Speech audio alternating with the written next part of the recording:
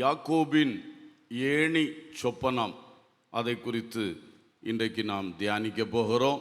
யாக்கோபின் ஏணி சொப்பனம்.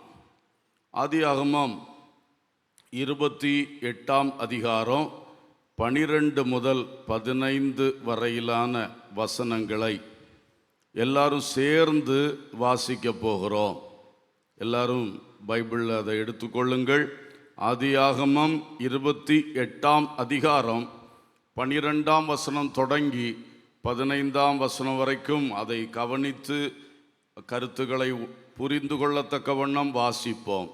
அங்கே அவன் ஒரு சொப்பனம் கண்டான்.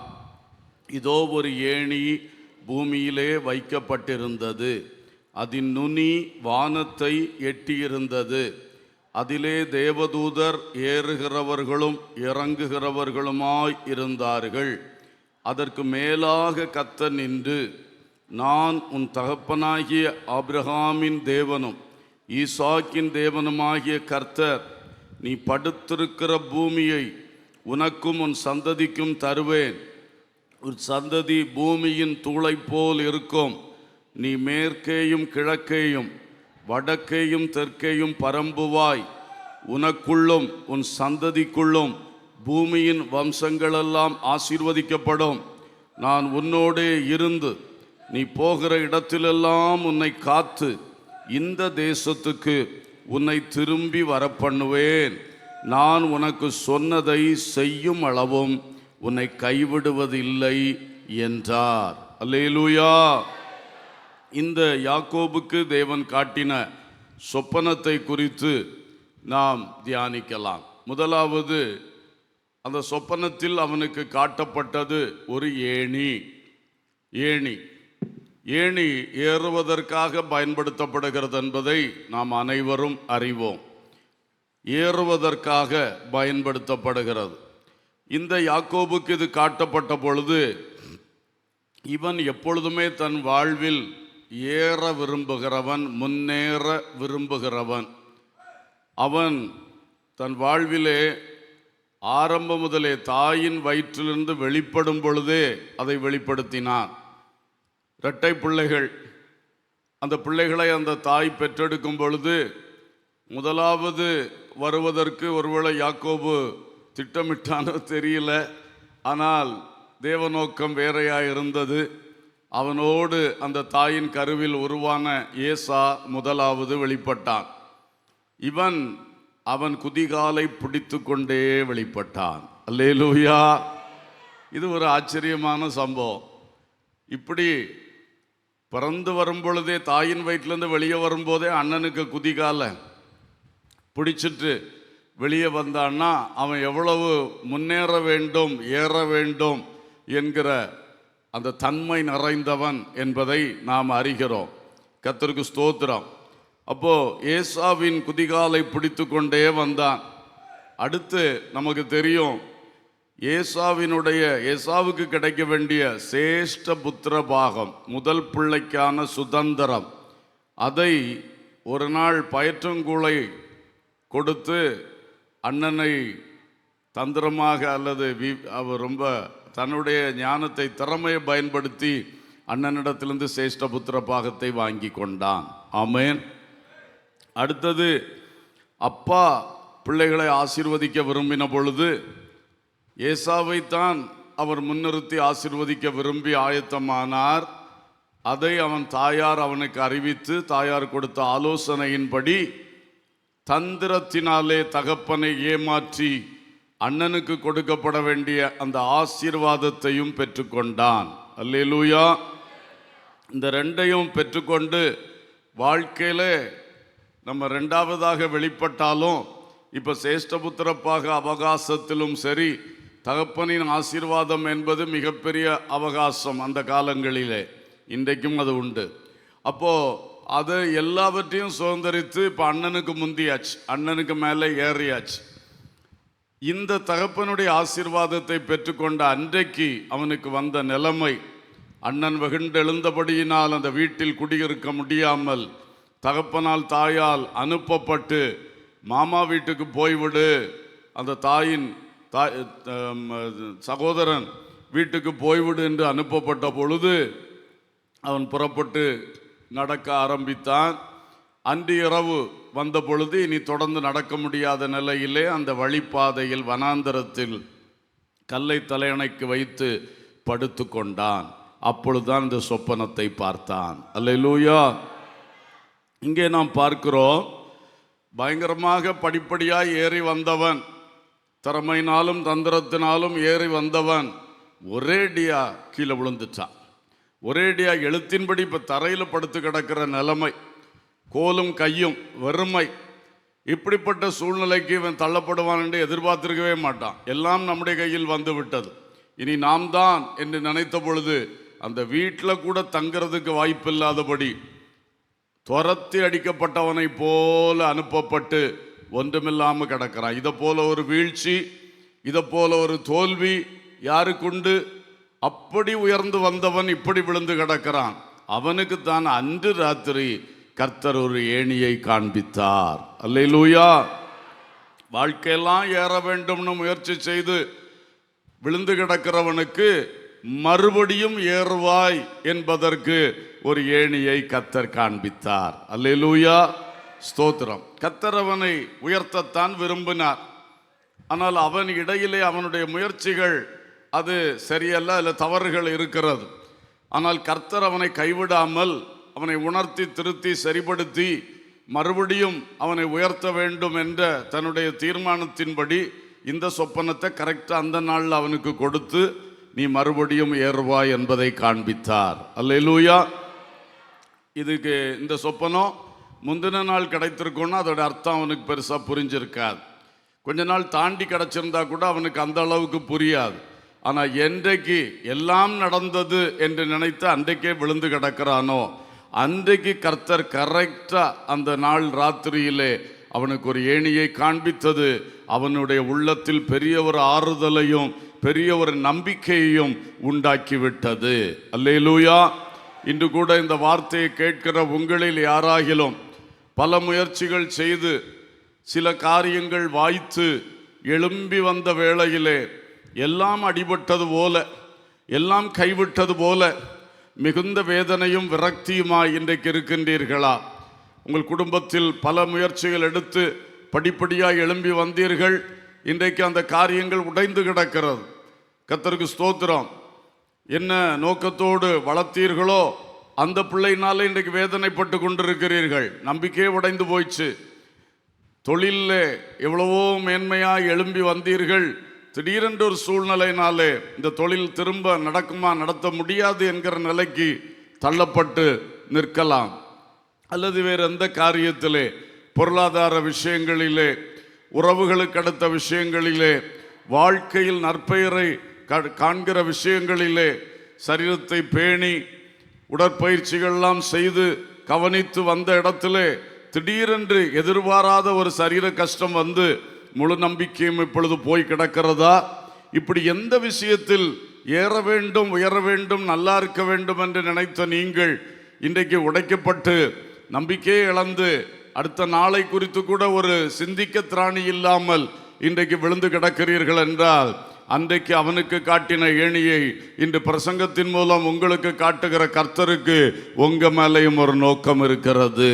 அல்லேலூயா, அல்லேலூயா, ஸ்தோத்திரம். ஆகையினால் கர்த்தர் நிச்சயமாக யாக்கோபின் வாழ்க்கையிலே மறுபடியும் ஏறுவாய் என்பதை அவனுக்கு காண்பிக்க அந்த சொப்பனத்தை கொடுத்தது போல இன்றைக்கு உங்களுக்கும் சொந்தமாக இதை நீங்கள் எடுத்துக்கொள்வீர்களாக. அல்லேலூயா. சகோதரனே, சகோதரியே, எதில் கீழே இறங்கி வந்திருக்கிறீங்க? எதில் இழந்து நிற்கிறீங்க? எதில் குறைவுபட்டு நிற்கிறீங்க? இது நிரந்தரம் அல்ல. இந்த நிற்பு என்றைக்கும் இருக்காது. மறுபடியும் நீ ஏறுவாய். ஹல்லேலூயா, ஹல்லேலூயா. மறுபடியும் நீ ஏறுவாய். இரண்டாவது விஷயம், ஏணியின் நுனி வானத்தை எட்டி இருந்தது. ஹல்லேலூயா. இந்த ஏணி நம்ம வீட்டு ஏணியை போல அல்ல.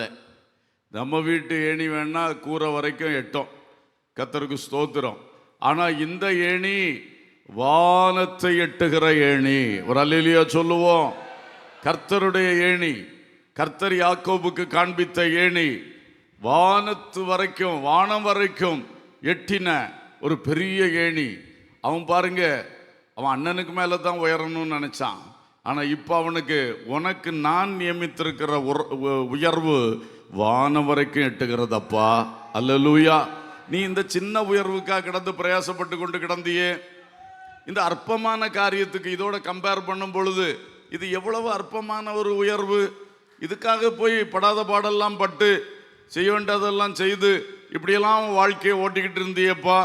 நான் உனக்கு வைத்திருக்கிறேன் பார், வானம் வரை எட்டுகிற உயர்வு. அல்லேலூயா. நீ எட்டி பார்த்தாலும் உனக்கு தென்படாத உயர்வு, ஒரு சிந்தனைக்கு ஒரு துளி கூட வெளிப்பட முடியாத ஒரு உயர்வு கர்த்தர் வைத்திருக்கிறார். அதை நீ கண்களால் காணவும் இல்லை, சிந்தையால் சிந்தித்ததும் இல்லை. அல்லேலூயா. அதுதான் கர்த்தர் யாருக்கு இந்த வார்த்தையை உள்ளத்துல கொண்டு வருகிறாரோ நீங்கள் பாக்கியவான்கள். ஹல்லேலூயா. உங்களுக்கு கர்த்தர் இப்படிப்பட்ட நீங்க எதிர்பாராத ஒரு மிக மேன்மையான உயர்வு, வேற யாரும் எட்ட முடியாத ஒரு உச்சத்தை அடைவதற்காக உங்க வாழ்க்கையில கர்த்தர் நியமித்து வச்சிருக்கிறாரு. அல்லேலூயா. ஸ்தோத்திரம். அதை காட்டும்படிக்கு தான் இந்த நிலைக்கு கர்த்தர் யாக்கோபை நடத்தி இருக்கிறார். ஸ்தோத்திரம். வானுயர உயர்வு உண்டு என்று காண்பித்தார். வாசிங்க ஆபகுக் தீர்க்க தரிசன புத்தகம் 3ஆம் அதிகாரம் 19வது வசனம். ஆபகுக் 3:19. இதோ அக்காலத்திலே உன்னை சிறுமைப்படுத்தின யாவரையும் தண்டிப்பேன். ஆபகுக் 3:19. ஆண்டவராகிய கர்த்தர் என் பலன், அவரின் கால்களை மான்கால்களை போலாக்கி உயரமான ஸ்தலங்களில் என்னை நடக்க பண்ணுவார். என் கால்களை கர்த்தர் மான் கால்களை போல் ஆக்கி, அடுத்த வார்த்தையை கவனிங்க, உயரமான ஸ்தலங்களில் என்னை நடக்க பண்ணுவார். ஒருக்கா சொல்லுவோம், உயரமான ஸ்தலங்களில் என்னை நடக்க பண்ணுவார். எல்லாரும் சொல்லுவோம், உயரமான ஸ்தலங்களில் என்னை நடக்க பண்ணுவார்.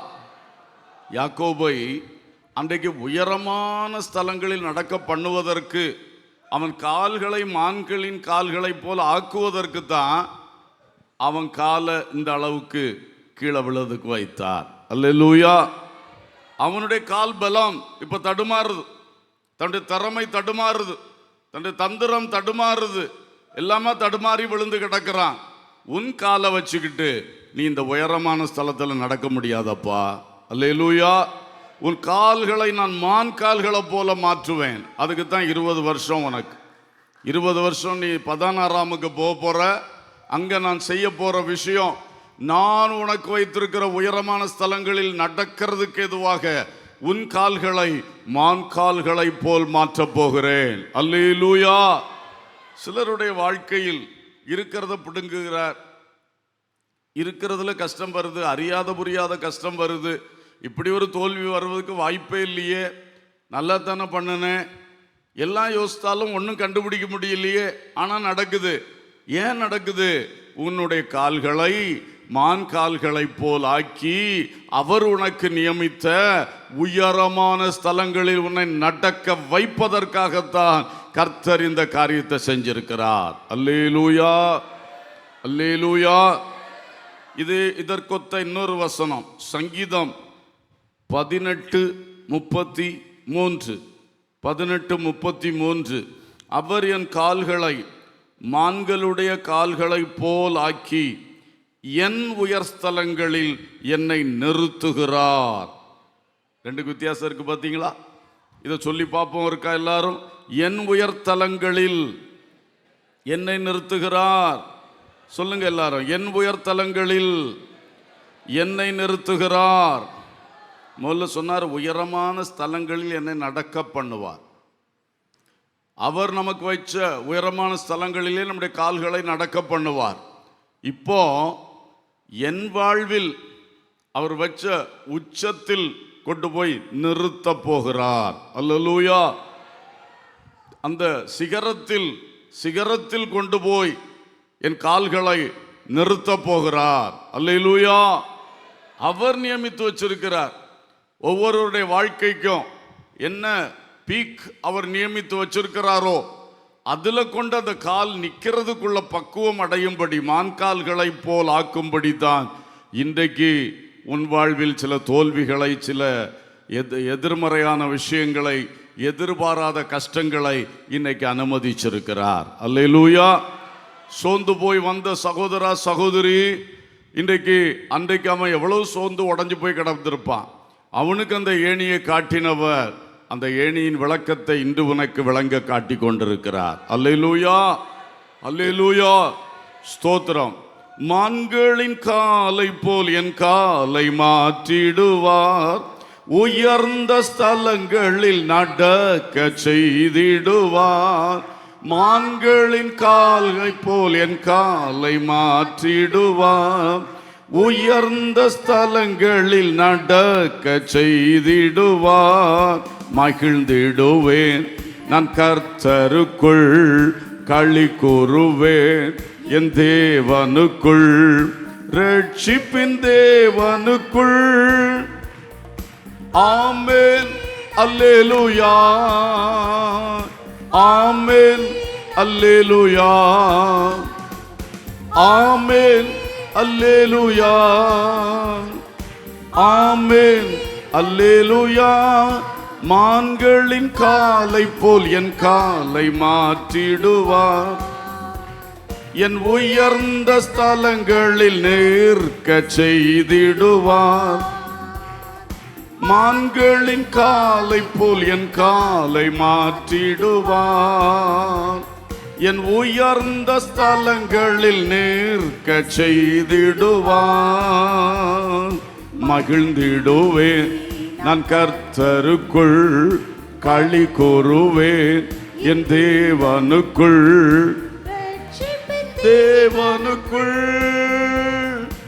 ஆமென், அல்லேலூயா, ஆமென், அல்லேலூயா, ஆமென், அல்லேலூயா, ஆமென், அல்லேலூயா. கரங்களை தட்டி கர்த்தரை ஸ்தோத்திரம் பண்ணுவோம். இதற்குத்தான் அவனை அந்த நிலைமைக்கு ஆக்கி அன்று இரவே அவனுக்கு ஏணி சொப்பனத்தை, வானத்தில் வரைக்கும் எட்டுகிற நுனியை கொண்ட ஒரு ஏணியை அவனுக்கு காண்பித்தார். அல்லேலூயா. மூன்றாவதாக அந்த ஏணியில் அவன் பார்த்த பொழுது தேவதூதர் ஏறுகிறதும் இறங்குகிறதுமாய் இருந்தார்கள். ஏணி முழுவதும் தேவதூதர்கள். ஒரு கூட்டம் இறங்கி கொண்டிருக்கிறது, ஒரு கூட்டம் ஏறிக்கொண்டே இருக்கிறது. ஒரு அல்லேலூயா சொல்லுவோம். அல்லேலூயா. இது ஆச்சரியமான ஏணி, இது தெய்வீக ஏணி, இது தேவ கிரியைகள் நிறைந்த ஒரு ஏணி, இது தேவ தூதர்களுடைய ஊழியம் நிறைந்த ஒரு ஏணியாய் இருக்கிறது. ஒரு அல்லேலூயா சொல்லுவோம். யாக்கோபு, நீ அண்ணன் மேல ஏறுறதுக்கு எடுத்த முயற்சி எல்லாம் சொந்த முயற்சி அப்பா, சொந்த திறமை, உன் தாயின் உதவி, உன் தந்திரம், இதை வச்சுத்தான் நீ இதுவரைக்கும் ஏறி பார்த்தா மொத்தமா உடைந்து விழுந்து கிடக்கிறாய். ஆனா இனி நீ ஏறப்போகிற ஏணி தேவ கிரியைகள் நிறைந்த ஒரு ஏணி. ஹல்லேலூயா. தேவ தூதர்களுடைய ஊழியம் நிறைந்த ஒரு வாழ்க்கை நீ ஏறப்போகிறாய். ஆமென். இதுவரைக்கும் நீ கண்டிராத ஆவிக்குரிய செயல்பாடுகள் உன் வாழ்க்கையில் வெளிப்படுகின்ற ஒரு அழகான தெய்வீக ஏணியை கர்த்தர் உனக்கு வைத்திருக்கிறார். இன்று முதல் உன் வாழ்க்கை வித்தியாசமாய் மாறப்போகிறது. இதுவரைக்கும் மாம்ச அறிவோடு வாழ்ந்த நீ இனி தேவ ஞானத்தோடு காரியங்களை செய்யும்படிக்கு உனக்கு தேவன் அந்த தெய்வ ஞானம் நிறைந்த ஒரு உயர்வை தரப்போகிறார். அல்லேலூயா. தேவ வழிகாட்டுதல்கள் உனக்கு வெளிப்படும். காரணம், உனக்குள் வாழ்கிற பரிசுத்த ஆவியானவர் இனி உனக்குள்ளிருந்து பலமாய் கிரியை செய்ய போகிறார். அல்லேலூயா. உனக்கு விரோதமாய் போராடுகிற பிசாசின் ஆவிகளுக்கு எதிராய் தேவதூதர்கள் போராடி ஜெயத்தை பெற்று தருகிற அந்த ஏணியில் நீ ஏறப்போகிறாய். ஹல்லேலூயா, ஹல்லேலூயா. ஒரு சொந்த முயற்சியால் நீ முயற்சி பண்ணினாய், தோல்வி அடைந்தாய். சொந்த அறிவிலே பல முயற்சி எடுத்தோம், படிப்பிலே தோல்வி, பணியிலே தோல்வி, தொழிலிலே தோல்வி, வாழ்க்கையில தோல்வி, குடும்ப உறவிலே தோல்வி. எங்குதான் தோல்வி? எந்த தோல்வியா இருந்தாலும் அதே குடும்பத்தை கர்த்தர் இந்த ஏணியில் ஏறும்படி செய்ய போகிறார். அதே நபரை இந்த ஏணியில் ஏறும்படி செய்ய போகிறார். இதுவரைக்கும் நீ ஏறின ஏணிகள் எல்லாம் நேச்சுரல் லேடர்ஸ், இயற்கையான ஏணிகள். ஆனால் இனி நீ ஏறப்போகிற ஏணி டிவைன் லேடர், தெய்வீக ஏணி. அல்லேலூயா. அது முழுவதும் தேவதூதர்கள். அவன் அன்னைக்கு ராத்திரி தனிமையாக படுத்து கிடக்கிறான். தனிமை உணர்வு வாட்டி இருக்கும். ஏன்னா அப்படி அவன் வாழ்ந்த வீடு தனிமையே உணர தேவை வராத ஒரு வீடு. அந்த வீட்டில் எத்தனையோ வேலைக்காரங்க உண்டு, எப்போ பிஸியாக இருக்கும் வீடு. அந்த வீட்டில் குடாரவாசியாய் வாழ்ந்த அவன் இன்றைக்கு ஒருவரும் இல்லாமல் அந்த பாழானதும் ஊழையிடுதலும் உள்ள வனாந்திரத்தில் தன்னந்தனியாக கிடக்கும் பொழுது அவனுடைய ஃபீலிங்ஸ் எப்படி இருந்திருக்கும் சிலருக்கு தெரியும். முதல் முறை வாழ்க்கையில் வீட்டை விட்டு புறப்பட்டு ஹாஸ்டலில் போய் சேர்ந்து படிப்புக்காக ஹாஸ்டலில் படுத்து கிடந்தா எப்படி இருந்திருக்கும் சிலருக்கு அது புரிந்து கொள்ள தெரியும். அல்லது வேறு ஏதோ ஒரு சூழ்நிலையில் தனிமைப்படுத்தப்பட்டு தனிமையாக இருக்க வேண்டிய ஒரு சூழ்நிலைக்கு நீங்கள் தள்ளப்படும் பொழுது என்னென்ன சிந்தை வரும், என்னென்ன பயம் வரும், என்னென்ன விதமான காரியம் வரும். இவனுக்கு மொத்தம் வாழ்க்கையே தொலைந்து போய் இனி என்ன நம்பிக்கை. அந்த மாமா ஒருத்தர் இருக்காருன்னு சொல்கிறாங்க, அவர் எப்படிப்பட்டவரோ பார்த்ததே கிடையாது, அவர் வீட்டு பக்கம் போனதே கிடையாது. முதல் முறையா எல்லாமே குழப்பம்.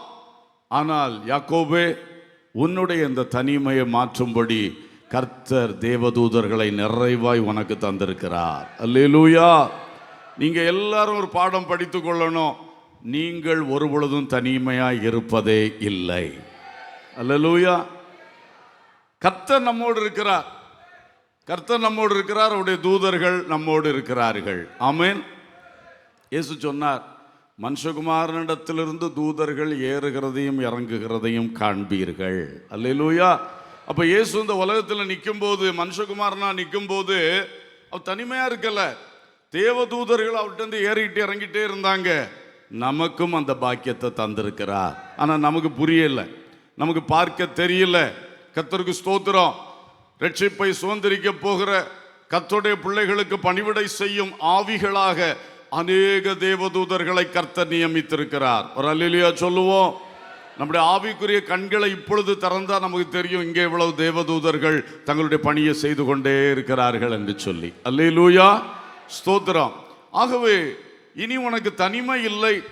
தனிமையை தேவன் மாற்றும்படி அன்றைக்கு சொப்பனத்தில் ஏராளம் ஏராளம் தூதர்களை அவனுக்கு காண்பித்தார். அல்லேலூயா. ரொம்ப ஆச்சரியம். பொதுவாக தனிமை, எழுத்தின்படி தனிமை இருக்கிறது. வயதானவர்களுக்கு, பிள்ளைகளாம் வீட்டிலேருந்து வேலைக்கு போயிட்டா, படிக்க போயிட்டா, சாயங்காலம் வரைக்கும் தனிமையில் இருக்கணும். அந்த மாதிரி சூழ்நிலை பலருக்கு இருக்கிறது. எங்கேயோ போய் தனியாக தங்கிக்கிட்டு இருக்கிறோம்.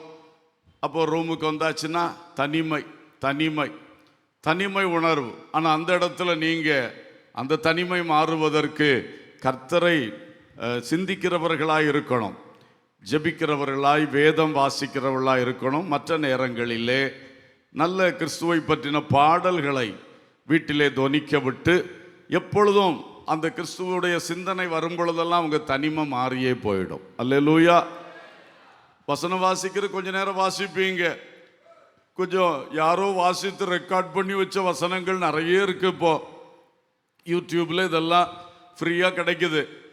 அதை ஆன் பண்ணி விட்டா அது பாட்டுக்கு மணிக்கணக்காக போயிட்டே இருக்கும், வசனங்கள் தொனித்து கொண்டே இருக்கும். அப்போ கர்த்தர் உங்களோடு இருக்கிறார். அதை உணர்றதுக்காக நீங்க ஆண்டவர் நோக்கி ஜெபிக்கிறதும், ஆண்டவர் சத்தம் கேட்கறது, வசனம் வாசிக்கிறது, அதுக்கு மேலே பாடல்கள், வசனங்கள், பிரசங்கங்கள் இவைகளை போட்டு விட்டுருக்கும் பொழுது, அது ஓடிக்கிட்டே இருக்கும் பொழுது உங்களுடைய எழுத்தின்படியான அந்த தனிமை மாறும். அல்லேலூயா, அல்லேலூயா. சிலருக்கு எப்படி தனிமை, ஆட்களோடு தான் இருக்கிறோம், மனதில் தனிமை உணர்வு, தனிமை உணர்வு. அது காயப்பட்டதுனால, கஷ்டப்பட்டதுனால, ஒதுக்கப்பட்டேன் என்ற நினைவு வரும் பொழுது, கைவிடப்பட்டேன் என்கிற நினைவு வரும் பொழுது, கூட நிற்க வேண்டியவங்க கூட நிற்கவில்லையே என்ற நினைவுகள் வரும் பொழுது நமக்கு என்ன வரும்? இந்த மாதிரிப்பட்ட தனிமை உணர்வு வாட்டும். அப்போ இந்த தனிமை உணர்வுகள் வாட்டும் பொழுது அன்பானவர்களே, நீங்கள் நான் முன் சொன்னது போல செய்ய வேண்டும். கர்த்தரை நோக்கி பேச வேண்டும், கர்த்தருடைய வசனத்தை வாசிக்க வேண்டும். அது மட்டுமல்ல, பாடல்களை, வசனங்களை, செய்திகளை போட்டு கேளுங்க. சிந்தனையை கர்த்தரால் நிரப்ப நிரப்ப தனிமை மாறிவிடும். அல்லேலூயா, அல்லேலூயா. இந்த ரெண்டாவது தனிமை உணர்வுக்கு நாமளும் இடம் கொடுக்கக்கூடாது, இடம் கொடுக்கக்கூடாது. இது என்ன தனிமை உணர்வு? அதுக்கு நம்ம இடம் கொடுக்கறதுனால தான் வருது. சும்மா சிந்தனையை போட்டு உருட்டி அவங்க அப்படி செஞ்சிட்டாங்க, இவங்க அப்படி செஞ்சிட்டாங்க, எல்லாரும் என்ன விட்டுட்டாங்க வச்சுட்டாங்க, இந்த மாதிரி நீங்கள் நினைக்கக்கூடாது. 4 பேர் கூடி இருக்கிற இடத்துல கூட நீங்கள் உட்கார்ந்துட்டு நம்மளை கண்டுகொள்ளவில்லையே, நம்மளை பற்றி ஒரு பேச்சு வரலையே, நம்ம பேச்சை யாரும் எடுத்துக்கலையே, அப்படியெல்லாம் ஒதுக்கப்படுகிற ஒரு சிந்தை. இந்த சிந்தனைக்கு இடம் கொடுக்காம இருப்பீர்களாக. அது மட்டுமல்ல, அது வந்துருச்சுன்னா அது ஜெயம் கொள்ளணும். கர்த்தர் உங்களோடு இருக்கிறார். அல்லேலூயா. பொதுவாக இன்னொரு தனிமை என்னன்னா, உயர்வினால் வருகிற தனிமை. உயர்வினால் வருகிற தனிமை இருக்கிறது. இப்போது பள்ளிக்கூடத்தில் ஒரு ஹெட்மாஸ்டர் இருக்கிறான்னா அவருக்கு ஒரு தனிமை உண்டு. அது முழு பாரமும் அவர் தலையில் இருக்குது. அவருக்கு ஹெட்மாஸ்டருக்கு தனி ரூம் இருக்கும். அவர் அங்கேயே தனிமையாக தான் இருப்பார். அவருக்கு முழு ஸ்கூலை பற்றின பாரம் பொறுப்பு அவர் தலையில் இருக்குது. அதை பகிர்ந்து கொள்வதற்கு ஆள் கிடையாது. அல்லேலூயா. டீச்சர்ஸ்கிட்ட பகிர்ந்து கொள்ள முடியாத காரியம் அவருக்கு இருக்கும். ஸ்டூடெண்ட்ஸ்கிட்ட பகிர்ந்து கொள்ள முடியாத காரியம் அவருக்கு இருக்கும். யார்கிட்டையும் பகிர்ந்து கொள்ள முடியாத காரியம் அந்த பள்ளிக்கூடத்தை குறித்த காரியம், பிள்ளைகளை குறித்த காரியம், டீச்சர்ஸை குறித்த காரியம் இருக்கும். ஏன் அந்த தனிமை அவருக்கு வந்துச்சு? அவருடைய உயர்வினால் வந்தது. அல்லேலூயா. அவர் ஆசிரியர்களில் ஒருவராக இருந்த காலத்தில் அவருக்கு இந்த தனிமை வராது. ஆனால் அவர் எப்பொழுது தலைமை ஆசிரியராக மாற்றப்பட்டாரோ அப்பொழுது அந்த தனிமை உணர்வு வரும்.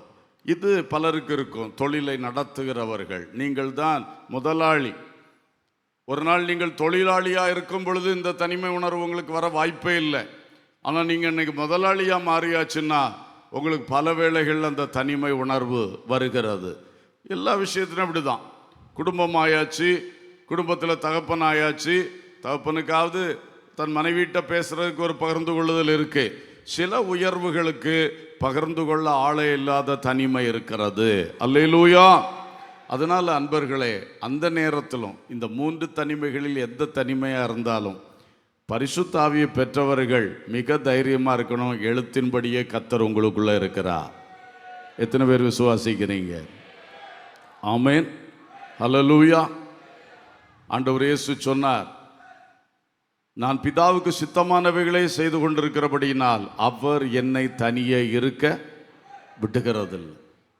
அப்போ நம்ம தேவ சித்தத்தை விரும்பி அதை செய்து கொண்டிருந்தா கர்த்தர் எப்பொழுதும் நமக்குள்ள இருப்பார், நம்மளை தனியே இருக்க விடவே மாட்டார். அல்லேலூயா. ஆண்டவர் பிரியமானது செய்யணும். நம்ம இஷ்டம், நம்ம சித்தம், நம்ம சுயம் என்று போகும் பொழுது கர்த்தர் இங்கே இருக்க முடியாது. அதை விட்டுட்டு ஆண்டவருக்கு அர்ப்பணித்து அர்ப்பணித்து அர்ப்பணித்து ஒவ்வொரு நிமிஷமும் அவருடைய சித்தத்துக்கு காத்திருக்கும் போது அல்லது உண்மையாக இருதயத்தை ஒப்பு கொடுக்கும் போது அவர் நம்மை தனியே இருக்க விடவே மாட்டார். அல்லேலூயா. ஸ்தோத்திரம். பிதா என்னிடத்தில் இருக்கிறார் என்று இயேசு சொன்னார். நம்மை குறித்து சொல்லும் பொழுது நானும் பிதாவும் வந்து உங்களிடத்தில் வாசம் பண்ணுவோம் என்று சொன்னார். யார் மூலம் பிதாவும் இயேசுவும் வந்து நம்மகிட்ட வாசம் பண்ணுவாங்கன்னா ஆவியானவரை பெற்றுக்கொள்ளும் பொழுது. அந்த ஆவியின் மூலம் பிதாவோடும் குமாரனோடும் நெருங்கின நேரடி தொடர்பு நமக்கு இருக்கிறது. ஒரு அல்லேலூயா சொல்லுங்க. ஆவியை பெற்ற தேவ ஜனமே, நீ பெற்ற பரலோக பொக்கிஷம் இன்னதென்று நீ புரியாமல் தனிமை, கைவிடப்பட்டேன், வேதனைப்படுகிறேன் என்று சொல்லி கொண்டிருப்பது சரியல்ல. தேவ சாயலாய் உருவெடுக்கும் பொழுது, நம்மை சிருஷ்டித்தவருடைய பூரண அறிவுக்கு நேராய் வளரும் பொழுது ஆட்டோமேட்டிக்காக நமக்கு தெரியும், என்னோடு கர்த்தர் இருக்கிறார், எனக்குள்ளே கர்த்தர் இருக்கிறார். அல்லேலூயா. இந்த தனிமை என்பது இருக்கவே கூடாது. அது ஜெயமெடுக்கப்படணும். இந்த மனுஷனுக்கு ஆண்டவர் அதை அருமையாக காட்டி கொடுத்தார். அல்லேலூயா. இன்னொரு பாடத்தையும் அவன் படிச்சிருப்பான்னு நான் நினைக்கிறேன். ஏன்னா அவன் வாழ்க்கையில் அன்னைக்கு கிடந்த சூழ்நிலை அப்படி தானே. பார்க்குறான், தேவதூதர்கள் அழகாக ஏறி போகிறாங்களே, நல்லா இந்த ஏணியில் கடைசி வரை ஏறி போகிறாங்களே, நல்லா இருக்கே. அடுத்து பார்த்தா ஏறினவன் திரும்ப கீழே இறங்கிக்கிட்டே இருக்கான். ஐயோ, தேவதூதர்களானாலும் ஏற்றம் உண்டென்றால் இரக்கமும் உண்டு. புரியலையோ? தேவதூதர்களானாலும் ஏறுகிறவனுக்கு என்ன வரும்? சில சமயம் என்ன வரும்? இறக்கம் வரும். ஆனால் இறங்குறவன் ஒருத்தன் தரையில் இறங்கினதா இல்லை, திரும்பவும் அந்த ஏணியில் ஏறிக்கொண்டே இருக்கிறான். அல்லேலூயா. இது அவன் இவ்வளோ நேரம் பார்த்துக்கிட்டு இருந்தான்னு தெரியல.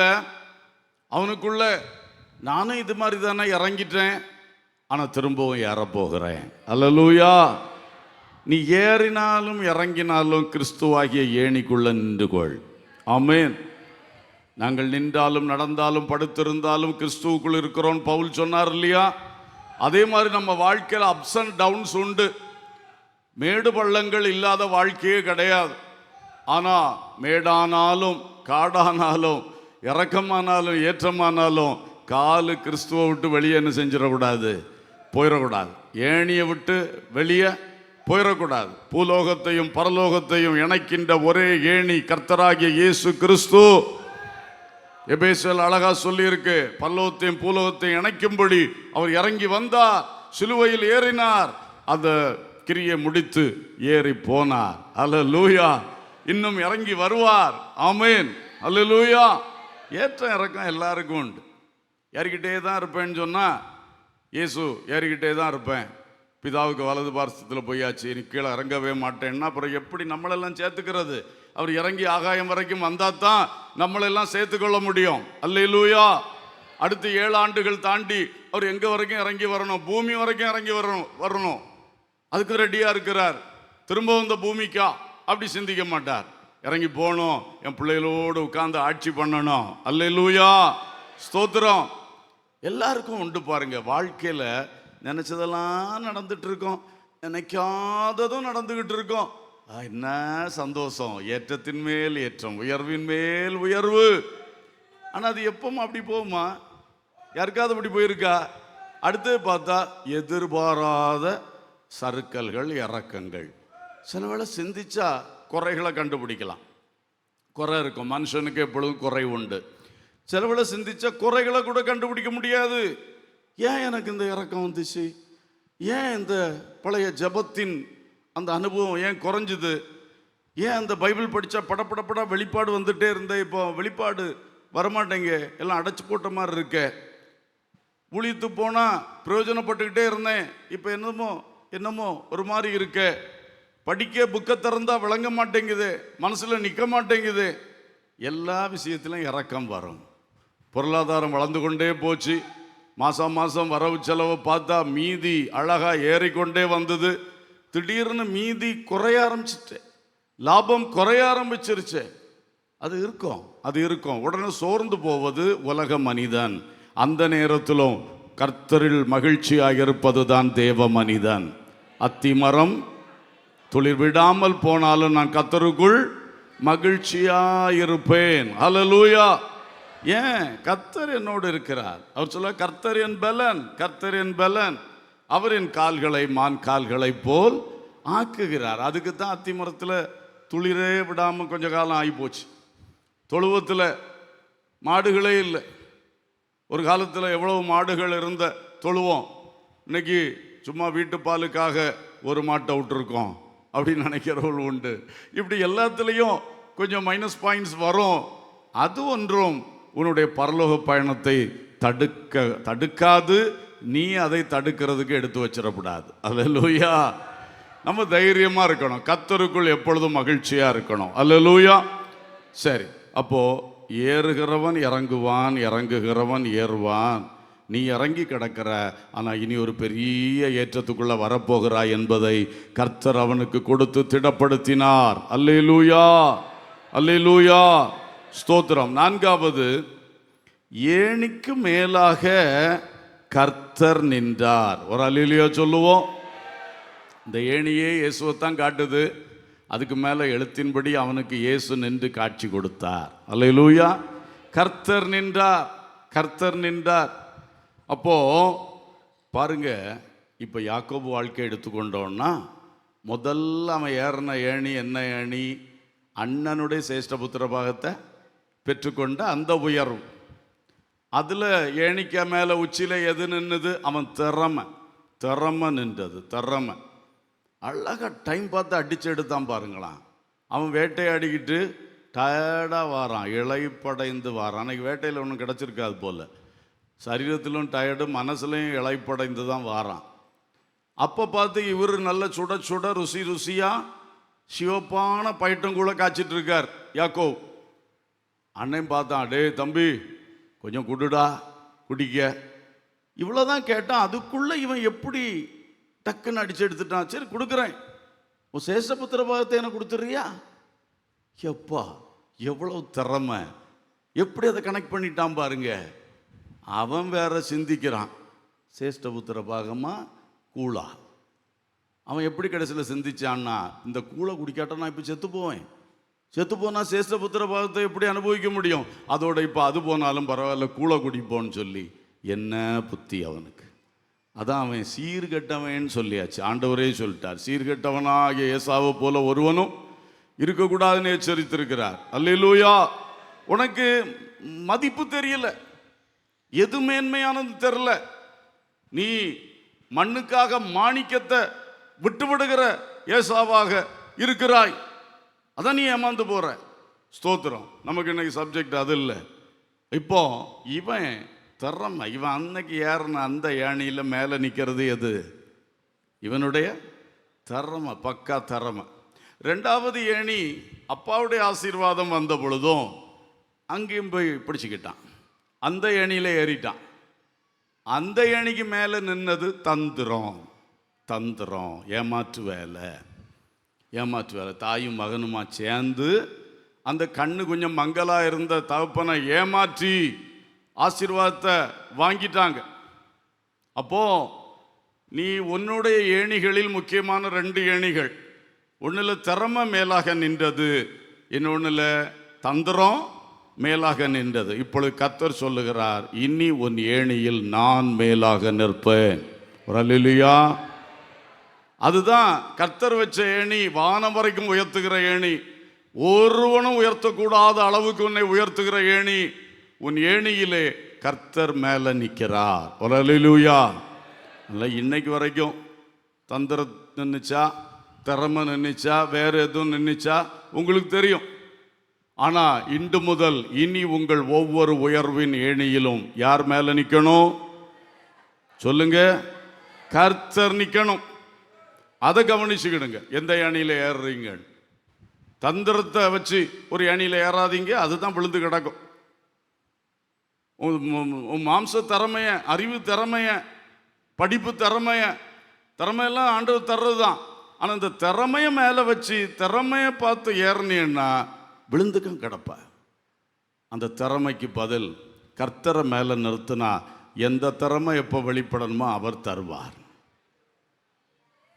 அல்லேலூயா, அல்லேலூயா.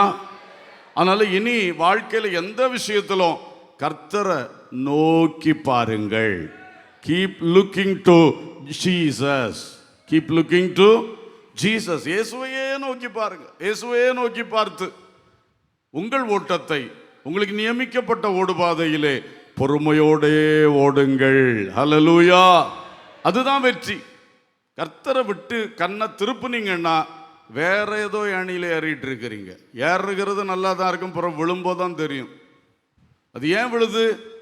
உன் தந்திரத்தை உடைச்சி உன் காலை பழையபடி மான் கால்களை போல் ஆக்கி கர்த்தர் வச்ச உயரத்துக்கு ஏற வைக்கணும்னா அதுக்கப்புறம் உடைச்சி போட வேண்டியதாக இருக்கும். உன் திறமையை நம்பினா இல்லையா, அதனால தான் அந்த திறமையை உடைக்கிறார். சும்மா திறமையை உடைக்க மாட்டார், அவர் தான் அந்த திறமை தான். ஆனால் உன் திறமையை நம்பி அதை முன் வச்சு முதலீடு பண்ணினாய், கர்த்தரை பற்றி சிந்திக்கவே இல்லையே, ஜெபம் பண்ணவே இல்லையே, பைபிளை தூக்கி படிக்கவே இல்லையே, கர்த்தர் பாதத்தில் உட்காரவே இல்லையே, கர்த்தரை நோக்கி பார்க்கவே இல்லையே, இதான் நடக்குது. புதிய வீடை பிரதிஷ்டை பண்ணும் பொழுது, புதிய தொழிலை தொடங்கும் பொழுது, புதிய காரியத்துக்கு காலெடுத்து வைக்கும் பொழுது அதுக்காக எவ்வளோ ஜெபிக்கிறீங்க? அதுக்காக பைபிளை திறந்து ஆண்டவரை பேசுன்னு சொல்றீங்களா? அதுக்காக சில காரியங்களுக்கு ஊழியக்காரர்களை கூப்பிட்டு ஜெபம் பண்றீங்களா? அந்த ஊழியக்காரங்க வந்து ஜெபம் பண்ணும்போது 5 நிமிஷத்தில் முடிச்சிருங்க பாஸ்டர், 10 நிமிஷத்தில் முடிச்சிருங்க பாஸ்டர்னு சொன்னா எப்படி? அதுக்காக மணிக்கூர் கணக்காக செய்ய முடியாது. எங்களுக்கும் அந்த விவேகம் உண்டு. நீங்கள் சொல்லலாம், தப்பு இல்லை. பாஸ்டர் நமக்கு 1 மணி நேரம் நடத்துவோம், அரை மணி நேரம் நடத்துவோம், அப்போ நாங்களும் அதுக்கு ஆயத்தமாக வருவோம், அதெல்லாம் தப்பு கிடையாது.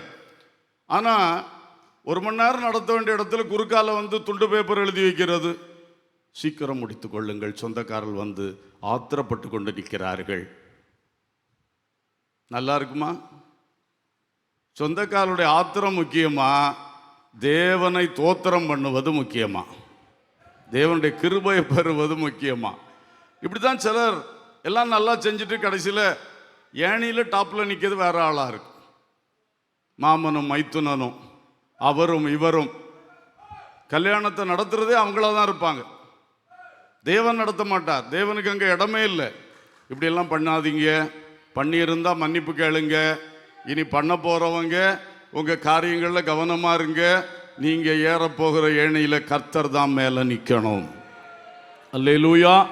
அவர் சந்தோஷமாக வந்து உங்களுடைய சின்ன உயர்வோ பெரிய உயர்வோ எந்த உயர்வும் நிலைக்க வேண்டும் என்றால் கர்த்தர் நிற்கணும், கர்த்தரை நோக்கி நீங்கள் ஏறணும். அல்லேலூயா, ஸ்தோத்திரம். அப்போ திறமை நின்றது உடைந்தது, ஏமாற்று அல்லது தந்திரம் நின்ற ஏணி உடைந்து மொத்தமாக கொலாப்ஸ் ஆகி கிடக்கிறான். இப்போ கர்த்தர் சொல்லார், நான் நிற்கிற ஏணி தான்ப்பா உன்னை வானவரியந்தம் உயர்த்தும். ஹல்லேலூயா. அவனை உயர்த்தினாரா இல்லையா? இன்னைக்கும் அவன் பேரில் ஒரு தேசமே இருக்கு. எத்தனை வருஷங்களுக்கு பிறகும் இஸ்ரவேல் என்பது அவனுடைய பெயர். கர்த்தர் அவனுக்கு போட்ட பெயர். அவங்க அப்பா அம்மா போட்ட பெயர் யாக்கோபு, கர்த்தர் அவனுக்கு போட்ட பெயர் இஸ்ரவேல். இன்னைக்கு அந்த தேசம் இருக்கு பாருங்க, அவன் பேர் இன்றைக்கும் நினைக்கப்படுது பாருங்க. அவன் தாத்தா பேர் கூட தேசத்துக்கு இல்லை. ஆபிரகாம் தேசம்னா இருக்கு, ஈசாக்கு தேசம்னா இருக்கு, இஸ்ரவேல் தேசம், இஸ்ரவேல் ஜனங்கள், இஸ்ரவேலின் சந்ததி. பைபிள் முழுசும் இஸ்ரவேல் இஸ்ரவேல் இஸ்ரவேல். அல்லேலூயா. இந்த மனுஷனுக்கு இந்த மான் கால்களாக அவன் கால்களை உருவாக்குறது தான் இந்த வீழ்ச்சி, இந்த தோல்வி, இந்த விழுகை, இந்த பரிதாபம், இந்த தனிமை. ஆகவே யாருக்கு தனிமை இருக்கிறதோ, கர்த்தரை நம்பின பிள்ளைகள், கர்த்தரை ஏற்றுக்கொண்ட பிள்ளைகள் இதை குறிச்செல்லாம் பயப்படவே செய்யாதீங்க. அல்லேலூயா, ஸ்தோத்திரம். சரி, அடுத்து போயிடுவோம். 5வது, தம்மை அறிமுகம் செய்த தேவன். இந்த சொப்பனத்தில் அவனுக்கு தம்மை அறிமுகம் செய்கிறார். நான் ஆபிரகாமின் தேவனும் ஈசாக்கின் தேவனுமாகிய கர்த்தர் என்று கர்த்தர் தம்மை அறிமுகம் செய்கிறார். இவனாக்கும் தேடணும். தாத்தாவே சொல்லி கொடுத்துருப்பார், அப்பா சொல்லி கொடுத்துருப்பார், பாட்டி சொல்லி கொடுத்துருப்பாங்க, அம்மா சொல்லி கொடுத்துருப்பாங்க. இதெல்லாம் அறிவில் இருக்கு, மனசில் தேடவே இல்லை, தேடவே இல்லை. இன்னைக்கு அவரே அவனை தேடி வந்து நான் என்று அவனுக்கு தன்னை அறிமுகம் செய்கிறார். அல்லேலூயா, அறிமுகம் செய்கிறார். தலைமுறைகளின் தேவன் அவர், தலைமுறைகளின் தேவன் அவர். ஆபிரகாம்கே சொன்னார், நான் உனக்கும் உனக்கு பின்வரும் உன் பிள்ளைகளுக்கும் தேவனாயிருக்க விரும்புகிறேன். அல்லேலூயா. ஆபிரகாம் தனக்கு பின்வரும் பிள்ளைகளுக்கும் தன் சந்ததிகளுக்கும் என்னுடைய வழிகளையும் என்னுடைய வார்த்தைகளையும் சொல்லிக் கொடுப்பான் என்று நான் அறிந்திருக்கிறேன். அல்லேலூயா. தலைமுறைகளின் தேவன் அவர். சும்மா உயர்த்த மாட்டார். அவன் நல்ல பேஸ்மெண்ட்டில் வாரான். ஆபிரகாம்கிட்டேருந்து படிச்சிருக்கான், ஈசாக்கிட்டேருந்து படிச்சிருக்கான். ஆனால் என்ன, எல்லாம் அறிவில் தான் நிற்கிது. இது வரைக்கும் கர்த்தருக்கும் அவனுக்கும் நேரடி தொடர்பு இல்லை. நீங்கள் நிறைய பிள்ளைகள் இன்னைக்கு அப்படி தான் இருக்கிறீங்க. நீங்கள் ஒருவேளை கல்யாணம் ஆகி விசுவாசிகளாக கூட இருக்கலாம். ஆனால் had you ever got an encounter with God? தேவனோடு உள்ள ஒரு சந்திப்பை வாழ்க்கையில் எப்பமாவது நீ பெற்றுக்கொண்டாயா மகனே மகளே? அது வேணும். அதுக்கு தான் ஆண்டவர் இப்படி அடிச்சு கொண்டு அவனை நடுவழியில் போட்டார். அல்லேலூயா. சும்மா அப்படி செய்ய மாட்டார். அல்லேலூயா. நீ ஆவிக்குரிய பெற்றோருக்கு பிறந்து வளர்கிற பிள்ளை, ஆவிக்குரிய தலைமுறைகளில் நீ எழும்பி வர்ற பிள்ளை, நல்லதுதான். அதை வச்சு பேசிட்டு என்ன விஷயம்? உனக்கும் தேவனுக்கும் சம்பந்தம் இருக்கா? உன்னை தேவன் சந்தித்தாரா? நீ தேவனை அண்டினாயா, தேடினாயா? இங்கே தான் இதுதான் மிஸ்ஸிங். மற்றபடி பேரெல்லாம் நல்லா தான் இருக்கு, அந்த பாரம்பரியம் நல்லா தான் இருக்குது, சரித்திரம் நல்லா தான் இருக்குது. ஆனால் இவருக்கு இன்னைக்கு தம்மை வெளிப்படுத்த தான் இவரை வீட்டை விட்டு ஒரு நாள் பயண தூரம் கொண்டு வந்து கீழே போட்டிருக்கிறார். படுத்து கடை, அங்கே தனியாக கடை. அப்போ தேடி வந்து, பார்த்தியா, உங்கள் அம்மாவும் கூட இருக்க முடியாது, உங்கள் அப்பாவும் கூட இருக்க முடியாதப்பா, நீ உனக்கு இருக்கிற பாரம்பரிய பெருமைகளும் எல்லாம் இருக்க முடியாது.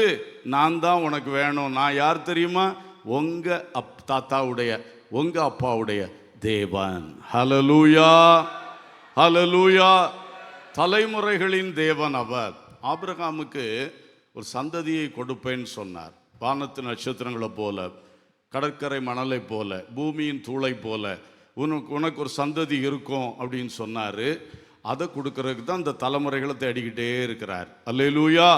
இந்த யாக்கோபை இப்படி கொண்டு வச்சு அவர் மெனக்கட்டு வந்து காட்சி கொடுக்கணும்னா அவசியம் என்ன? தாத்தாவுக்கு கொடுத்த வாக்கு தத்துவம் அதை நிறைவேற்றுவதில் கர்த்தர் உண்மை உள்ளவராய் இருக்கிறார். அல்லேலூயா. இவன் தேடாத பொழுதும் அவர் தேடி வந்திருக்கிறார். இவன் அவரை அறியும்படி ஒரு சந்தர்ப்பத்தை உருவாக்கி வைத்திருக்கிறார். அதனால உங்க வாழ்க்கையில அப்படியெல்லாம் நடந்தா இந்த சொப்பனத்தை நினைத்து கொள்ளுங்கள். அல்லேலூயா, ஸ்தோத்திரம். ஆபிரகாமுக்கு ஒரு விசுவாச சந்ததி, மேசியாவின் சந்ததி. அதுக்கு தான் ஆபிரகாமை தெரிந்து கொண்டார். ஆபிரகாம் பெயர் இன்னைக்கு எந்த நாட்டிலையும் இல்லைன்னு சொன்னேன். ஆனால் அவர் சந்ததி பல நாடுகளில் இன்னைக்கு இருந்துக்கிட்டே இருக்கிறாங்க. அல்லேலூயா.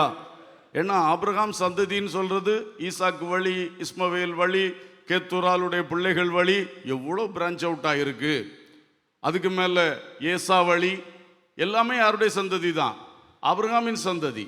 ஆனால் ஆபிரகாம், ஈசாக்கு, யாக்கோபு, யூதா என்கிற வழியில் வருகிற அந்த சந்ததி தான் மேசியாவின் சந்ததி. அல்லேலூயா. அதுதான் கர்த்தர் தெரிந்து கொண்ட விசுவாச சந்ததி.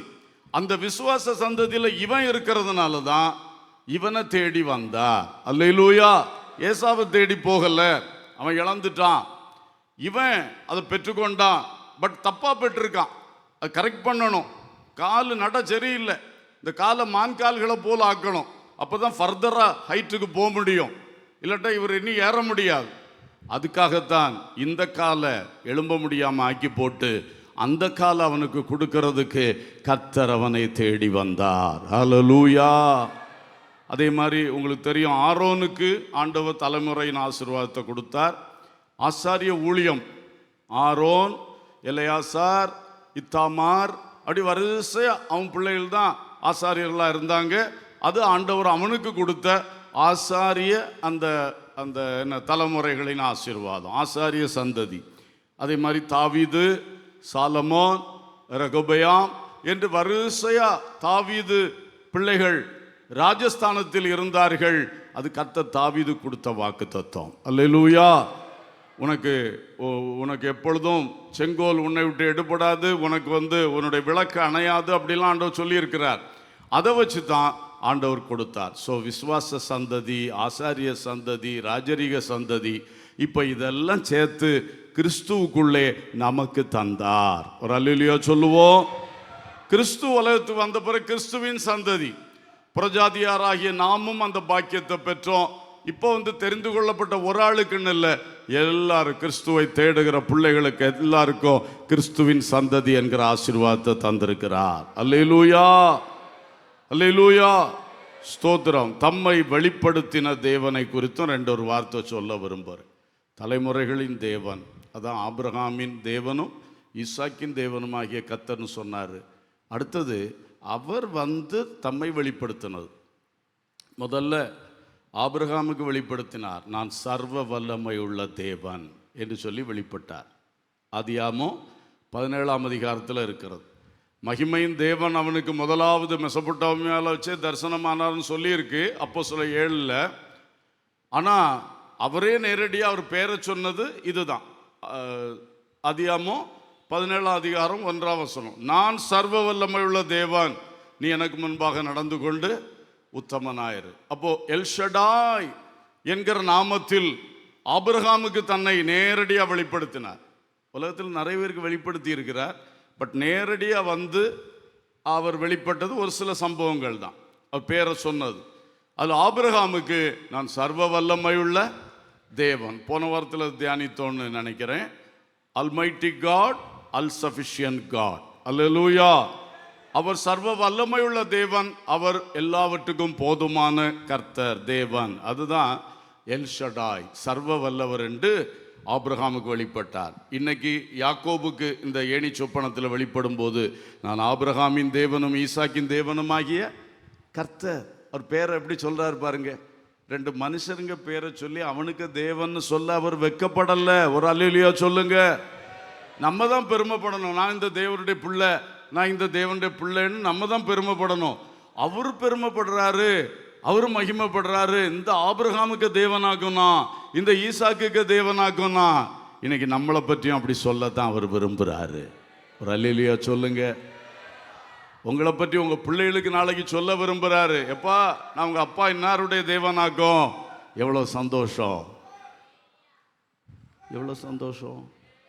அல்லேலூயா, ஸ்தோத்திரம். ஆபிரகாமுக்கு, யாக்கோபுக்கு, அடுத்த மோசேக்கு, யாத்திராமம் 3ஆம் அதிகாரத்தில் மோசேக்கு வெளிப்படும் போது இருக்கிறவராகவே இருக்கிறேன். அவர் பேர் என்னவா? ஐ ஆம் தட் ஐ ஆம்.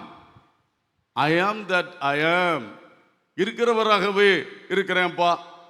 என்ன அழகாக பேர் சொல்றாரு. அவன் கேட்டான், உங்க நாமம் என்ன? அங்கே பார்வன்கிட்ட போய் என்ன சொல்லுது? அந்த இஸ்ரவேல் ஜனங்கள்கிட்ட போய் என்ன சொல்லுது?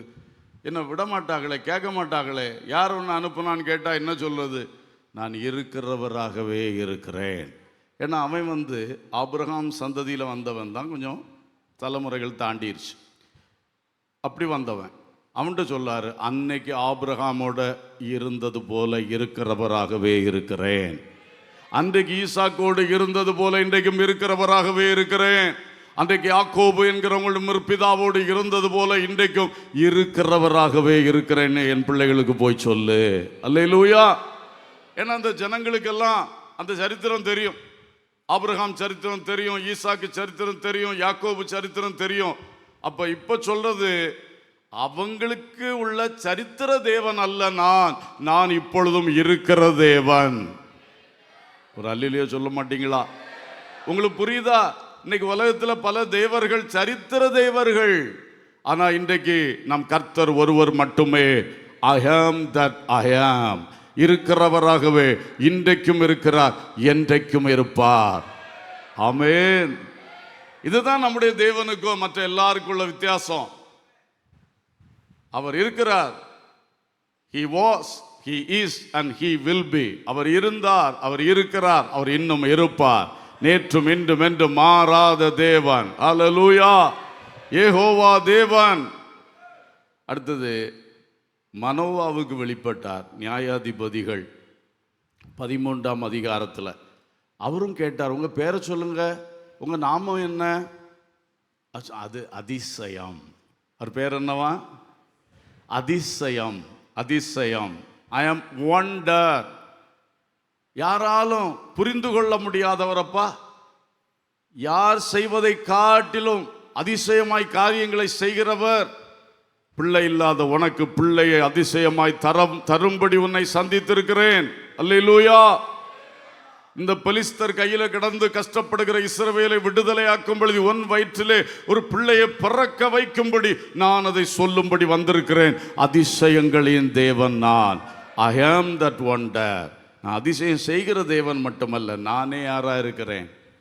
நானே யாரா இருக்கிறேன்? அதிசயம். மார்த்தாள்கிட்ட மரியாள்கிட்ட சொல்லும் பொழுது நானே உயிர்த்தெழுதலும் ஜீவனுமாய் இருக்கிறேன். யார்கிட்ட போய் சொல்றாரு பாருங்க. பையன் தம்பி செத்து, சகோதரன் செத்து 4 நாள் ஆச்சு. அங்கே வந்துட்டு சொல்றாரு, நான் தான் ரிசரக்ஷன், நான் தான் உயிர்த்தெழுதல். நீ கடைசி நாளில் உயிர்த்தெழுவான்னு சொல்ற, அது நடக்கட்டு. இப்போ உயிர்த்தெழுதலே உன் வீட்டுக்கு வந்திருக்கு, உன் கிராமத்துக்கு வந்திருக்கு. நான் தான் உயிர்த்தெழுதல். அது அவங்களுக்கு புரியல, கொஞ்ச நேரத்தில் புரிய வச்சார். அல்லேலூயா. மனோவாவுக்கும் அதிசயம் சொல்லும்போது அப்படியே பார்த்துட்டு இருந்தான். அப்புறம் அப்படியே அந்த பலியின் அந்த புகையில் அவர் ஏறி போகும்போது அதிசயம் விளங்கினது. அதிசயம் விளங்கினது. அவர் நாமத்தை அவர் கிரியையினால விளங்க வைக்கிற தேவனா இருக்கிறார். அல்லேலூயா. இன்றைக்கு அவங்களுக்கெல்லாம் வெளிப்பட்டது மாதிரி நமக்கும் கர்த்தர் வெளிப்படணும், நேரடியா வெளிப்படணும். அல்லேலூயா. அப்புறம் கடைசியா பவுலுக்கு வெளிப்பட்டார். பவுலுக்கு எப்படி வெளிப்பட்டார்? நீ துன்பப்படுத்துகிற இயேசு நானே. இது கொஞ்சம் டிஃப்ரெண்டா இருக்கு, இது கொஞ்சம் வித்தியாசமா இருக்கு. நீ துன்பப்படுத்துகிற இயேசு நானே. நான் தான்ப்பா அந்த மேசியா, மேசியாவை நீ துன்பப்படுத்திக்கிட்டு இருக்கிற, ஆனா வாயால மேசியா வருவார் வருவார்னு இன்னைக்கும் சொல்லிக்கிட்டு இருக்க. ஆனா மேசியாவை துன்பப்படுத்துறிய அந்த மேசியா தான் நான். அல்லேலூயா. நான் தான் ரட்சகர். இவருக்கு இயேசு என்று பெயரிடுவாயாக. தன் ஜனத்தை இவர் என்ன செய்வார்? ரட்சிப்பார்.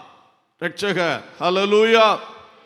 உன்னை ரட்சிக்க வந்த என்னை நீ துன்பப்படுத்துகிறாய், என் சபையை நீ துன்பப்படுத்துகிறாய், என் ஊழியக்காரர்களை நீ துன்பப்படுத்துகிறாய், என் விசுவாசிகளை நீ துன்பப்படுத்துகிறாய். அப்படி இயேசு வெளிப்பட்டார் பவுலுக்கு. ஹல்லேலூயா. உங்கள்ட்ட எப்படி வெளிப்பட போறார் எனக்கு தெரியாது. உங்க வாழ்க்கையில் அவர் என்ன வச்சிருக்கிறாரோ, என்ன காண்கிறாரோ, அது சம்பந்தமா அவருடைய பேரை சொல்லி வெளிப்படுவார். அல்லேலூயா. பைபிள்ல நிறைய படிச்சிருக்கோம் அவர் பேர்கள். ஆனா உங்கள்கிட்ட வெளிப்படும் பொழுது உங்கள்கிட்ட என்ன செய்யணும், உங்க வாழ்க்கையை எப்படி ஆக்கணும், அந்த மாதிரி வெளிப்பாடு உங்களுக்கு கிடைக்கும். அல்லேலூயா. பைபிள் படிக்கும் பொழுது தெய்வ வெளிப்பாடு கிடைக்குது, பிரசங்கம் கேட்கும் போது கிடைக்குது. ஆனா குறிப்பிட்ட வகையில உங்க வாழ்க்கையை ஆட்கொள்ளுகிற தெய்வம் உங்களோடு சந்திக்கும் பொழுது உங்களுக்கு வெளிப்படுத்தினது என்ன? அல்லேலூயா. 20 வருஷத்துக்கு முன்பு, 40 வருஷத்துக்கு முன்பு நீங்க ரட்சிக்கப்பட்ட பொழுது கர்த்தர் உங்களோடு பேசின வார்த்தை என்ன, அதெல்லாம் விட்டுறக்கூடாது. அதுதான் உங்க லைஃபுக்கு ஆண்டவர் வச்சிருக்கிற கோல். அதை வச்சு தான் இன்னைக்கு நடத்திக்கிட்டே இருப்பாரு. அதை புரிஞ்சுக்கிட்டு கர்த்தர் என்னை அழைத்த பொழுது இதுக்கல்லவா அழைத்தார், இப்படி அல்லவா சொன்னார், அதை இன்னைக்கு செய்ய விரும்புகிறார். அதுக்கு இடம் கொடுங்க, அதுக்கு ஒத்துழையுங்க. அல்லேலூயா. சரி, தம்மை வெளிப்படுத்தின கர்த்தர் இன்றைக்கு நம்ம எல்லாருக்கும் இயேசு என்கிற நாமத்தில் தம்மை என்ன செஞ்சிருக்கிறாரு? வெளிப்படுத்தி இருக்கிறார். அல்லேலூயா. அதனால அடிக்கடி இயேசு என்ற நாமத்தை நம்ம என்ன செய்யணும்? உச்சரிக்கணும். இயேசு என்னும் நாமம் என் நாவிற்கு சுகிர்தம். நானிலம் தன்னில் என் அரணியா. இயேசு என்னும் நாமம் என் நாவுக்கு சுகிர்தம். நானிலம் தன்னில் என் அரணி. தீருமின் குறைகள் தீதுகள் குறையும். தீருமின் குறைவும் உரைக்கவும் பெயரும். இயேசு என்னும் நாமம் என் நாவுக்கு சுகிர்தம். நானிலம் தன்னில் என் அரணே. இயேசு என்னும் நாமம் என் நாவிற்கு சுகிர்தம். நானிலம் தன்னில் என் அரணே. தீருமன் குறையும் தீதுகள் குறையும். தீருமன் திகிலும் உரைக்கவும் பெயரும். இயேசு என்னும் நாமம் என் நாவுக்கு சுகிர்தம். நானிலம் தன்னில் என் அரணே. இயேசு என்னும் நாமம் என் நாவிற்கு சுகிர்தம். நானிலம் தன்னில் என் அரணே. பேய்களும் நீங்கும் பொல்லாவியும் அகன்றிடும். நோய் பிணியாவுமே தொலையும். பேய்களும் நீங்கும் பொல்லாவியும் அகன்றிடும். நோய் பிணியாவுமே தொலையும். அதிசயம் நடக்கும், அற்புதம் பெருகும். அதிசயம் பெயரும் என்றென்றும் விளங்கும். அதிசயம் நடக்கும், அற்புதம் பெருகும். அதிசயம் பெயரும் என்றென்றும் ஜொலிக்கும். இயேசு என்னும் நாமம் என் நாவுக்கு சுகிர்தம். நானிலம் தன்னில் என் அரணே. இயேசு என்னும் நாமம் என் நாவிற்கு சுகிர்தம். நானிலம் தன்னில் என் அரணே. அல்லேலூயா. இயேசு நாமத்தை சொன்னாலே வாய்க்கே ருசி தான் ஐயா, வாய்க்கே ஆசீர்வாதம் தான். அல்லேலூயா. வாழ்க்கைக்கே ஆசீர்வாதம். அடிக்கடி இயேசுவே ஸ்தோத்திரம், இயேசு இயேசு இயேசு என்று அறிக்கை பண்ணணும். அல்லேலூயா. ஸ்தோத்திரம். சரி, அடுத்ததுக்கு வந்துடுவோம். இனி அந்த வாசித்த வசனத்திலே அடுத்த காரியம் என்னன்னா, நீ படுத்திருக்கிற பூமியை உனக்கு தருவேன். இவர் எங்கே படுத்திருக்கார்? வனாந்திரத்தில் அவருடைய வீட்டிலேருந்து ஒரு நாள் பயண தூரம் வந்து படுத்திருக்கிறார். அந்த பூமியை சுதந்திரமாக தருவேன்றார். சேஷ்டபுத்திர பாகத்தை வாங்கியாச்சு, அப்பா ஆசீர்வதித்தார், அந்த வார்த்தையும் வாங்கியாச்சு. இப்போ எக்ஸ்ட்ரா விழுந்து கிடக்கிறவனுக்கு கர்த்தர் ஒரு வாக்குத்தத்தம் கொடுக்கிறாரு, உனக்கு நீ படுத்திருக்கிற பூமியை தருவேன். அல்லேலூயா, ஸ்தோத்திரம். அப்போ நீ படுத்திருக்கிற பூமியை உனக்கு தருவேன். ஏன் அங்கே படுத்த? சூரியன் அஸ்தமித்தபடியால் அவன் அங்கே ஒரு கல்லை தலையணைக்கு வைத்து கொண்டு படுத்து கொண்டான். மேற்கொண்டு நடக்க முடியல, இருட்டி போச்சு, வழி தெரியாது, திகைத்து போய் நிற்கிறான். அப்படித்தான் படுத்தான். அந்த படுக்கையே உனக்கு நீ வெற்றியாய் மாற்றி தருவார். அல்லேலூயா. வாழ முடியல, இதை முன்னெடுத்து போக முடியல, அடுத்த அடி எடுத்து வைக்க முடியல, குடும்பத்தில், தொழிலில், படிப்பில், எந்த காரியம் நெக்ஸ்ட் ஸ்டெப்பு வாய்க்க மாட்டேங்கி, தெரிய மாட்டேங்கி, குழப்பமா இருக்கு. அதில் நீ படுத்துட்ட, உன்னால் அடுத்த அடி எடுத்து வைக்க முடியல. ஆண்டவர் சொல்றாரு, இந்த படுத்த பூமியை உனக்கு சுதந்திரமா மாற்றி தருவேன். அல்லேலூயா. சோர்ந்து போய் படுத்துட்டியே, தனிமையில் படுத்துட்டியே, வேதனையில் படுத்துட்டியே, தேவ பிள்ளையே, நீ படுத்தாலும் அது உனக்கு நன்மையாத்தான் மாறப்போகுது. அல்லேலூயா.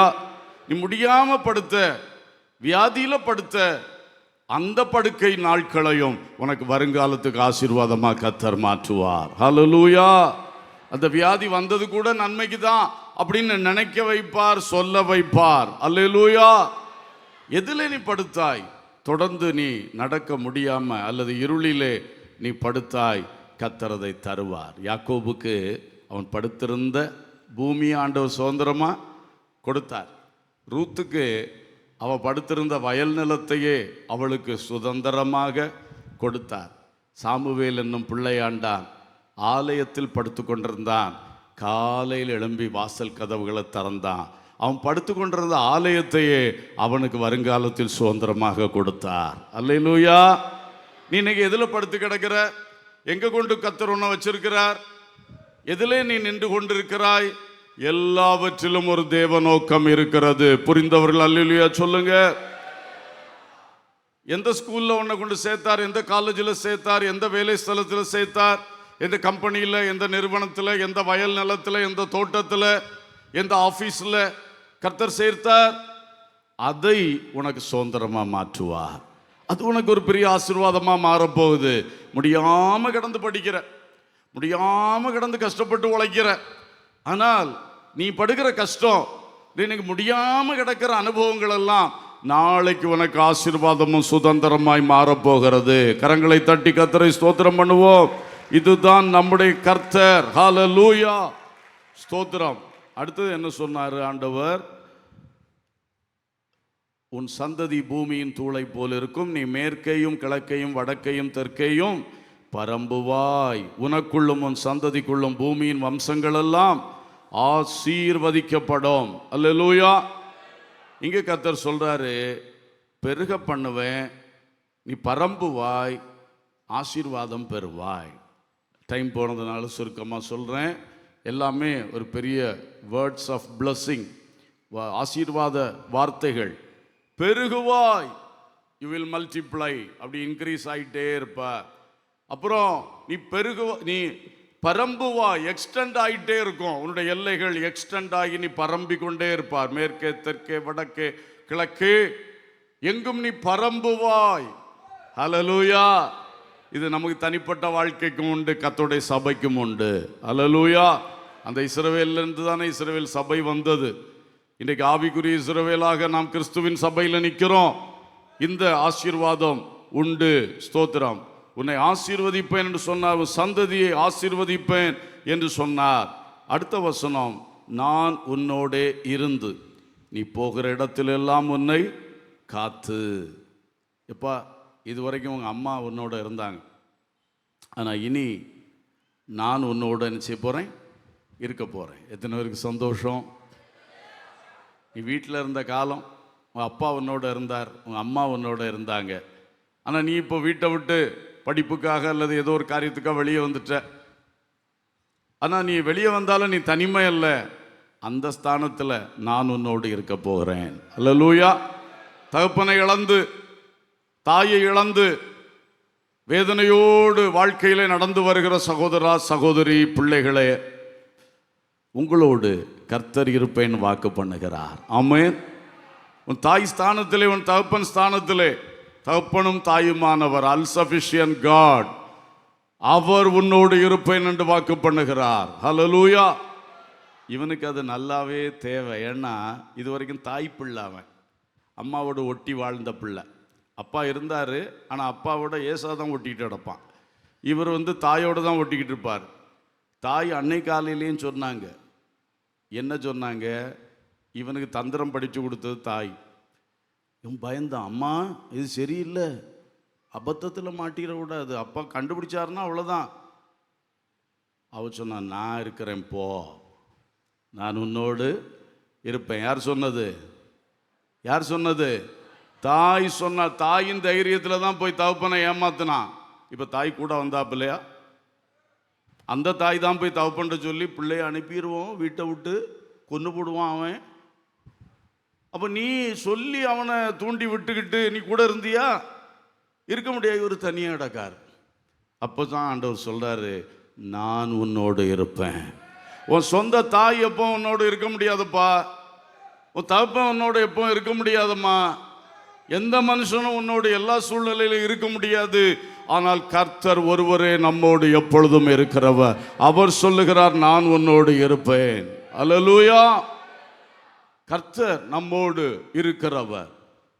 ஆபத்தில் நானே அவனோடு இருந்து அவனை தப்புவித்து அவனை கனப்படுத்துவேன் என்று சொன்னவர் ஆபத்தில் மட்டுமல்ல, எப்போதும் நம்மோடு இருப்பார். அல்லேலூயா. நான் உன்னை காத்து உன்னை அப்படியே ப்ரொடெக்ட் பண்ணுவேன். போன வாரம் பார்த்தோம்ல, சர்வ வல்லவருடைய நிழல் போட்டுருவார். ஷேடோ போட்டாச்சுன்னா அவ்வளோதான், எப்பொழுதும் பாதுகாவல். போகும் போதும் காக்கின்றார், திரும்பும் போதும் காக்கின்றார், இப்போதும் எப்போதும் என்னாலும் காக்கின்றார், இப்போதும் எப்போதும் என்னாலும் காக்கின்றார். உதவி வரும் கண்மலை நோக்கி பார்க்கின்றேன், வானமும் வையமும் படைத்தவரை நான் பார்க்கின்றேன். உதவி வரும் கண்மலை நோக்கி பார்க்கின்றேன், வானமும் வையமும் படைத்தவரை நான் பார்க்கின்றேன். அல்லேலூயா. வானத்தையும் பூமியும் படைத்த கர்த்தர் நீ போகும் பொழுதும் உன்னோடு இருப்பார், திரும்பும் பொழுதும் உன்னோடு இருப்பார், எப்பொழுதும் உன்னோடு இருப்பார். அல்லேலூயா. சரி, கடைசியாக நான் உன்னை இந்த தேசத்துக்கு திரும்பி வர பண்ணுவேன். என்ன வார்த்தை! இப்போ திடீர்னு உன்னை புறப்பட வச்சுட்டாங்க. ஆனால் என்னைக்குமா இந்த தேசத்தை விட்டு நீ போகலை, மறுபடியும் உன்னை இங்கே திரும்பி கொண்டு வருவேன். உன் சுதந்திர வீதத்தை அனுபவிக்கும்படி நீ இங்கே வருவாய். அல்லேலூயா. ஓ சேஷ்டபுத்திர பாகத்தை அனுபவிக்க உன்னை திரும்ப கொண்டு வருவேன். அப்பா கொடுத்த ஆசீர்வாதத்தை அனுபவிக்க உன்னை திரும்ப கொண்டு வருவேன். இப்போ எதுக்கு உன்னை கொண்டு போறேன்? உன் கால்களை மான் கால்களாய் மாற்றும்படி. ஹல்லேலூயா. மறுபடி நீ நான் தருகிற உயர்வோடு இந்த உயர்வுகளும் சேர்ந்திருக்கும், எல்லாம் சேர்த்து அனுபவிப்பாய். ஹல்லேலூயா. கர்த்தர் சொல்லுகிற வார்த்தை, திரும்ப உன்னை கொண்டு வருவேன் என்று சொல்லுகிறார். ஆபிரகாம் ஒரு முறை எகிப்துக்கு போயிட்டான், அவனை ஆண்டவர் திரும்ப கொண்டு வந்தார். ஹல்லேலூயா. வாக்குத்தத்த பூமிக்கு திரும்பவும் கொண்டு வந்தார். இவரும் அப்படிதான். இதை விட்டுட்டு சீரியா நாட்டுக்கு போறார், சீரியாவில் இருக்கிற பதானராமுக்கு. ஆனால் 20 வருஷம் கழிச்சு திருப்பி கொண்டு வருவேன்னு ஆண்டவர் வாக்கு கொடுத்து அனுப்பினார். கர்த்தருக்கு ஸ்தோத்திரம். தாவீது சவுலுக்கு பயந்து காடு காடா சுத்திக்கிட்டு இருந்தான். கடைசியில் சிக்லாகில் இருந்தான். சவுல் மரித்த பின் தாவீது சிக்லாகில் இருந்து நாட்டுக்குள் திரும்பி வந்தான். அல்லேலூயா. கொஞ்ச காலம் தாண்டி சொந்த மகனால் துரத்தி அடிக்கப்பட்டு மக்னாயிமுக்கு போயிட்டார். அப்புறம் கொஞ்ச நாட்களுக்குள்ளே அந்த அப்சலோம் அழிந்து போனான், அவனுடைய ராஜ்யம் நிற்கவில்லை. இது தாவீது மக்னாயிமிலிருந்து மறுபடியும் சிங்காசனத்துக்கு திரும்பி வந்தான். ஹல்லேலூயா. அந்த அது மாதிரி இயேசு கிறிஸ்துவுக்கும் ஒரு சம்பவம் உண்டு. குழந்தையா இருந்த பொழுது ஏரோதுக்கு பயந்து எகிப்துக்கு கொண்டு போனாங்க. ஆனால் எகிப்திலிருந்து திரும்ப நாசரேத்துக்கு வந்தார். ஹல்லேலூயா. இளையகுமாரன் தப்பு செஞ்சுட்டு தப்பான தீர்மானம் எடுத்துட்டு வீட்டை விட்டு போனான். அவனை திரும்ப வீட்டுக்கு கர்த்தர் கொண்டு வந்தார். திருப்பி கொண்டு வருகிற கர்த்தர் இந்த யாக்கோபுக்கு சொல்லுகிறார், நீ செய்த தப்புக்காக இப்ப தண்டனை வாங்கிட்டு வீட்டை விட்டு போறப்பா, ஆனால் திரும்ப இந்த வீட்டுக்கு உன்னை கொண்டு வருவேன். அல்லேலூயா. திருப்பி கொண்டு வருகிற தெய்வம். நீங்களும் இன்றைக்கு எதை இழந்து தூரமாய் வந்து நிற்கிறீர்களோ அதை உங்களுக்கு திரும்ப தர, உங்களை திரும்ப கொண்டு வர கர்த்தர் வல்லவராய் இருக்கிறார். அல்லேலூயா. உங்க பிள்ளைகளில் சிலர் சபையை விட்டு தூரமா இருக்கிறாங்களா, அவங்கள சபைக்கு திரும்ப கொண்டு வர கர்த்தர் சித்தமாய் இருக்கிறார். அல்லேலூயா. எந்த ஒரு காரியத்தை விட்டு, நன்மையை விட்டு விலகி இருக்கிறார்களோ திரும்ப கொண்டு வருகிற கர்த்தர் இவர். கடைசியிலே, நான் உனக்கு சொன்னதை செய்யும் அளவும் உன்னை கைவிடுவது இல்லை. இந்த வார்த்தையோடு நிறுத்துகிறேன். அல்லேலூயா. நான் உனக்கு சொன்னதை செய்யும் அளவும் உன்னை என்ன செய்வதில்லை, கைவிடுவது இல்லை. உங்க அம்மா காலையில் உனக்கு சொன்னாங்களே, போ நான் பார்த்துக்கிறேன், போ அப்பாவிட்ட போய் இப்படி பேச, அப்படி காட்டு. அவள் உனக்கு சொன்னபடி அவள் உனக்கு செய்ய முடியவில்லை, அவள் உன்னோடு இருக்க முடியவில்லை. ஆனால் நான் உனக்கு சொன்னதை செய்யும் அளவும் உன்னை கைவிடுவதே இல்லை. ஹல்லேலூயா. இந்த கர்த்தர் இன்றைக்கு உங்களை சந்திக்க விரும்புகிறார். கண்களை மூடுவோம். இந்த கர்த்தரை நாம் நோக்கி பார்ப்போம். ஒரு சில நிமிடங்கள் கர்த்தரை நோக்கி பார்த்து, ஆண்டவரே, இந்த ஏணி சொப்பனத்தில் சொல்லப்பட்ட வார்த்தை எது உங்கள் உள்ளத்தை தொட்டது, எது உங்களுடைய வாழ்க்கைக்காக தேவன் தந்த வார்த்தை, அதை மட்டும் சொல்லி ஸ்தோத்திரம் பண்ணி இப்பொழுது கர்த்தரோடு நீங்கள் பேசுவீர்களாக. ஸ்தோத்திரம் பண்ணுங்க. கர்த்தரோடு அந்த வார்த்தையை மட்டும் ஒரு நிமிடம் சொல்லுங்க, ஒரு நிமிடம் சொல்லுங்க. ஆமேன். மறுபடியும் உயர்வா என்று உன்னோடு பேசினாரா? நீ எதிர்பாராத உயர்வு உனக்கு காத்திருக்கிறது என்று சொன்னாரா? இனி உன் உயர்விலே கர்த்தர் ஏணிக்கு மேலாக நிற்பார், அப்படிப்பட்ட தெய்வீக உயர்வு வரும்னு சொன்னாரா? நீ கீழே வந்தாலும் மேலே போனாலும் பயப்படாத. கடைசியில் கிறிஸ்துவாகிய ஏணியில் தான் நீ ஏறிக்கொண்டே இருப்பாய். ஒரு பொழுதும் தரையில் விழ ஒட்ட மாட்டார். Hallelujah, hallelujah. Praise the lord. கர்த்தர் எத்தனை பேருக்கு இதுவரைக்கும் வெளிப்படல, இன்றைக்கு உன்னோடு வெளிப்பட விரும்புகிறார். நீ தனிமையில் இயேசுவேன்னு கூப்பிடணும், நீ தனிமையில் கர்த்தாவே என்று கூப்பிடணும். கர்த்தர் உனக்கு வெளிப்படுவார். நீ சின்ன சாமுவேலா இருக்கலாம், உனக்கு வெளிப்பட விரும்புகிறார். நீ இப்போ ஒரு வாலிபனாய் யோசுவா போல இருக்கலாம், உனக்கும் கர்த்தர் வெளிப்பட விரும்புகிறார். 80 வயது மோசையா இருக்கலாம், உங்களுக்கும் கர்த்தர் வெளிப்பட விரும்புகிறார். ஹல்லேலூயா, ஹல்லேலூயா. மனோவாவும் மனைவியும் போல இளம் வயது அல்லது ஒரு கணவன் மனைவியா நீங்க இருக்கலாம், உங்களுக்கும் கர்த்தர் வெளிப்பட விரும்புகிறார். உனக்கு மட்டும் இல்லை, உன் குடும்பத்துக்கும் கர்த்தர் வெளிப்பட விரும்புகிறார். ஆண்டோடைய சந்திப்புக்காக அவளோடு காத்திருங்க. இன்றைக்கே சொல்லுங்க, இயேசுவே எங்களை சந்திங்கப்பா. கர்த்தர் தம்முடைய ஜனத்தை சந்தித்து அவர்களுக்கு ஆகாரம் கொடுத்தார் என்று ரூத்தின் புஸ்தகத்தில் வருகிறது அல்லவா? கர்த்தர் எங்கள் வீட்டை சந்தித்து எங்களை ஆசீர்வதிங்க, எங்கள் சபையை சந்தித்து எங்கள் சபையை ஆசீர்வதிங்க, எங்கள் தேசத்தை சந்தித்து எங்கள் தேசத்தை ஆசீர்வதிங்க. ஹல்லேலூயா. என் வாழ்க்கையை சந்தித்து என் வாழ்க்கையை நீர் ஆசீர்வதியும். ஹல்லேலூயா. நான் உனக்கு சொன்னதை செய்யும் அளவும் உன்னை கைவிடுவது இல்லை, உன்னை கைவிடுவது இல்லை. ஹல்லேலூயா. கரங்களை தட்டி பாடுவோம். நான் உன்னை விட்டு விலகுவதில்லை, நான் உன்னை என்றும் கைவிடுவதில்லை, நான் உன்னை விட்டு விலகுவதில்லை, நான் உன்னை என்றும் கைவிடுவதில்லை. நான் காண்கின்ற தேவன், கண்மணி போல் உன்னை காப்பே. நான் உன்னை காண்கின்ற தேவன், கண்மணி போல் உன்னை காப்பே. நான் உன்னை விட்டு விலகுவதில்லை. எல்லாரும் சொல்லுங்க, கைவிடுவதில்லை. நீர் என்னை விட்டு விலகுவதில்லை, நீர் என்னை என்றும் கைவிடுவதில்லை. திரும்ப சொல்லுவோம். ஆமாப்பா, இன்று முதல், இந்த நிமிஷம் முதல் நீர் என்னை விட்டு விலகாத தெய்வமாய் என்னோடு கூட இருக்கிறீங்க. அதை எப்பொழுதும் நான் விசுவாசிப்பேன், அறிக்கை செய்வேன், உம்மோடு உறவாடி மகிழ்வேன். ஹல்லேலூயா. என்னை விட்டு விலகுவதில்லை, நீர் என்னை என்றும் கைவிடுவதில்லை, நீர் என்னை விட்டு விலகுவதில்லை. நீர் நல்ல கைகளை தட்டி கர்த்தருக்கு ஸ்தோத்திரம் பண்ணுவோம், அந்நிய பாஷைகளை பேசுவோம், கர்த்தரை மகிமைப்படுத்துவோம். ஆமேன் ஆமேன். இந்த ஏணி சொப்பனத்தின் மூலம் எனக்கு வாழ்வின் உயர்வுக்கான வழியை காட்டினீரே, நம்பிக்கை தந்தீரே, ஸ்தோத்திரம். சில பாடங்களையும் கூட கற்று தந்தீரே, என் கால்களை மான் கால்களை போல் ஆக்கி கொண்டிருக்கிறீரே, நீர் எனக்கு தந்த உயர் ஸ்தலங்களில் என்னை உலாவ பண்ணுவீரே, எனக்காக நியமித்த உயரமான ஸ்தலத்தில் என் கால்களை நிற்க பண்ணுவீரே, ஸ்தோத்திரம். ஹல்லேலூயா ஹல்லேலூயா ஹல்லேலூயா.